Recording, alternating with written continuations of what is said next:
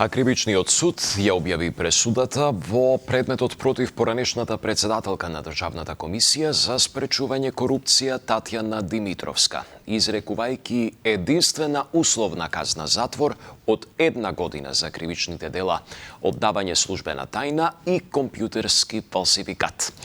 Пред судот е Дејан Трајковски, во живо го имаме во вестите, па Дејан повели да чуеме кои се аргументите на судот. Токму така, Борче, условна казна доби поранешната председателка на антикорупцијска Татјана Димитровска за делата оддавање службена тајна и компјутерски фалсификат.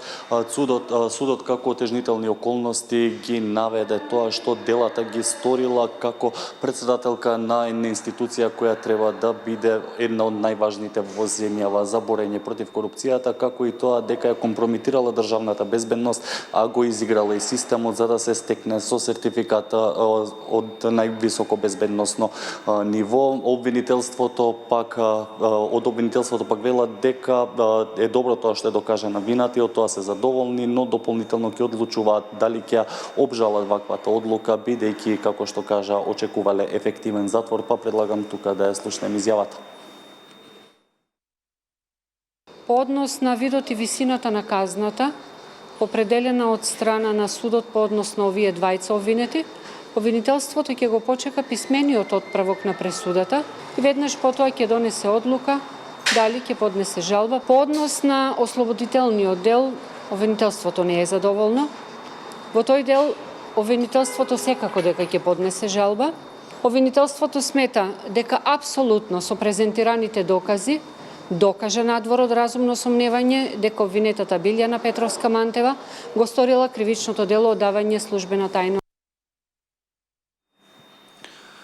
За одбраната пак ваквата пресуда, каде што има условна затворска казна, се смета како неуспех и тие велат дека истата ќе обжалат и пред апелација со цел да се докаже невиноста, како што кажа нејзиниот адвокат на Татјана Димитровска. Да слушнеме тука и изјавата на нејзиниот адвокат Туфекџиќи.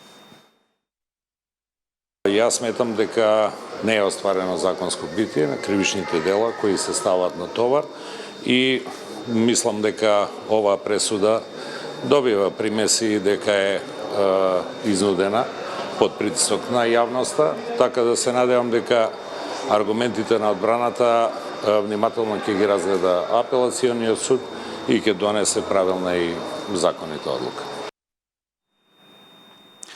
Така, второ обвинетиот пак Миле Столески, кој го полагал безбедносниот сертификат во име на Димитровска, доби условна затворска казна од 6 месеци. Единствено ослободителна пресуда доби Билјана Мантева, обвинета дека му оддавала службени информации на Невојша Стојановиќ, поранешен директор на ТЕЦ Неготино, а воедно и обвинет во предметот адитив, но судот оцени дека Стојановиќ во тој период не можел да се смета за неповикано лице, оти бил директор на институцијата. Информациите кои ги имаме за ова, Борче, се тие. Ти благодарам, Дејан.